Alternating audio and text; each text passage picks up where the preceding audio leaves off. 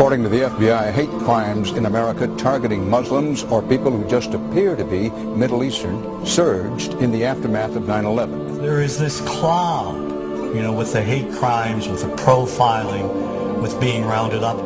Again, I think this illustrates the power of film, that in spite of the reality, in spite of the material that we know to be true, we still embrace the mythology. The mythology is still a part of our psyches. Stereotypes take a long time to wither away. And for many of us, we're comfortable with our prejudices. We don't want to change. We've grown accustomed to this face.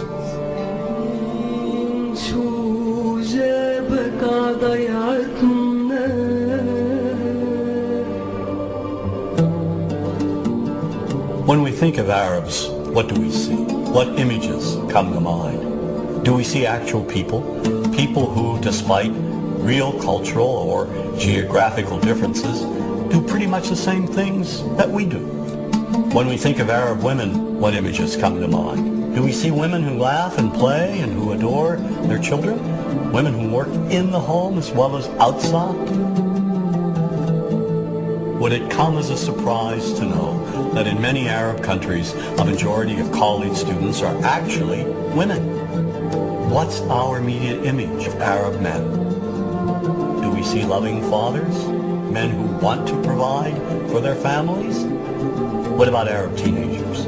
Do we see them the way you would think about teenagers in other parts of the world? Then there's religion in the Arab world. Do we see it as all-encompassing, dominating everything else? Do we know that even though faith plays a huge role in the Arab world, just as it does here in the United States, that it's also true that much of the Arab world is quite secular? When we think of Arabs and religion, does Christianity come to mind? Do we remember that there are over 20 million Christians in the region who have lived side by side in harmony with Muslims for centuries? To their credit, some filmmakers have shown Arabs and American Arabs in all their complexities. An excellent way to shatter a stereotype is through laughter, through comedy. So we have comedians. Comedians have done this historically. Black comedians, Jewish comedians. So we see Arab comedians doing this, and this is one way to release the tension. My name's on a credit card, true story. Guy behind the counter picked up my credit card, sees the Olive card, looks at me all weird. He's like, hey buddy, what kind of name is that?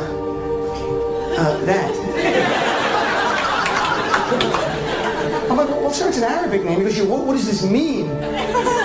So I'm like, well translate it to English? It means peaceful, friendly Arab? But he's not happy because, yeah, what Arab country is your family from? So I tried the most peaceful, popular one that he would like. So I'm like, we're from the same Arab country that Aladdin is from. To his credit, Michael Moore in Fahrenheit 9/11 in the DVD includes a scene with this comedy coming out. My name really is Ahmed, and I can't fly anywhere. All you white people have it easy. You guys get to the airport like an hour, 2 hours before your flight. It takes me a month and a half.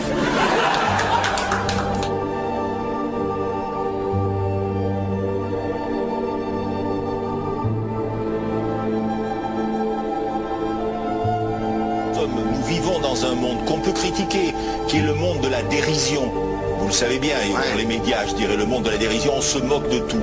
Le fait que ça se fasse me satisfait. Parce que ça veut dire que nous avons, qu'on est libre. Peu à peu... Il faut qu'on soit beaucoup plus sage que ça, qu'on rentre pas dans ces provocations.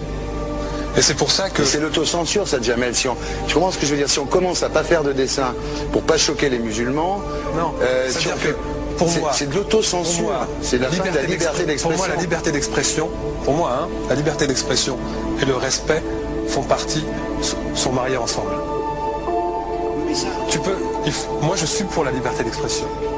Mais si je vais blesser une personne, pourquoi blesser la personne? Non, mais si moi j'ai envie de faire une caricature sur Mahomet ou sur un rabbin ou sur Jésus-Christ, il faut que j'ai le droit de le faire. Tu comprends? C'est ça la France. Quand tu sais que tu vas blesser 10 millions de personnes, pourquoi tu vas les blesser? Pourquoi? C'est la liberté, c'est ça. C'est la liberté de...